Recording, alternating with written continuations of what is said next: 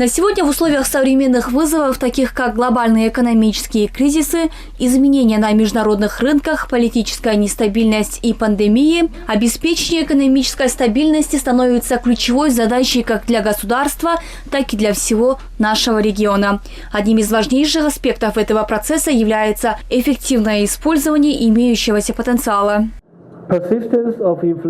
Мировая экономика показала впечатляющую устойчивость во время пандемии, в условиях войны на Украине и с инфляцией. Несмотря на это, темпы роста мировой экономики прошли нижнюю точку в 2,3%. В 2025 году мы ожидали прирост в 3,3%. Для этого, конечно, нужно принимать все важные меры. Первым делом важность приобретает вопрос доступа к рынкам. Поскольку транспортные сети способствуют улучшению трансграничной торговли, запланированная железная дорога между Кыргызстаном, Китаем и Узбекистаном представляет собой прямое сотрудничество с миром. Она соединяет Восток и Запад. Помимо этого, Кыргызстан обладает прекрасными возможностями в гидроэнергетике и возобновляемыми источниками энергии, благодаря чему данный регион сможет выйти на новый уровень энергетической безопасности. Однако, несмотря на достаточный объем имеющегося потенциала страны, мы все же испытываем энергодефицит.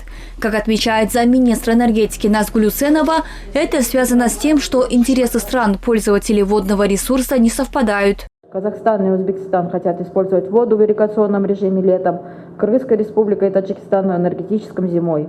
Данная ситуация влияет на энергетическую безопасность в регионе. В этой связи зеленая энергетика может и должна стать объединяющим фактором в Центральной Азии для обеспечения устойчивого развития всех государств региона. В некоторых местах система не способна обеспечивать нужды населения в электричестве и в определенные периоды года, в то время как в других местах людям не достается вода и требуемых объемов для питья и ирригации. Кыргызстан на сегодня делает большие шаги к энергетической независимости. Строятся и реконструируются гидроэлектростанции. Самое главное, наша страна совместно с соседними государствами приступила к строительству самой мощнейшей ГЭС по всей Центральной Азии – Камбарата-1. В целях обеспечения энергетической безопасности и рационального использования водоэнергетических ресурсов Кыргызская республика реализует 12 основных перспективных проектов в области чистой энергии на 16 миллиардов долларов США. В качестве первостепенных реализуются крупные проекты по реконструкции и модернизации ГЭСов. В 2026 году прирост мощностей планируется составить не менее 400 мегаватт.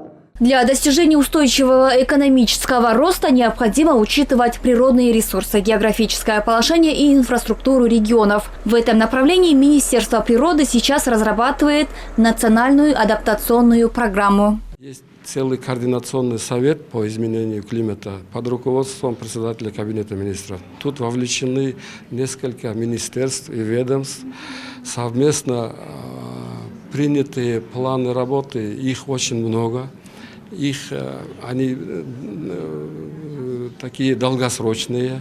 Один из главных целей – это достижение углеродной нейтральности к 2050 году. По этому плану у нас приняты несколько таких проектов. К слову, такие современные проблемы собрали представители соответствующих госорганов и международных институтов на форум «Новые экономические вызовы долгосрочного развития». Было отмечено, что важную роль в решении их играет финансовая поддержка как со стороны государства, так и инвесторов и доноров. Ахмер Нурдинова, Джахшил Исаков, ЛТР Бишкек.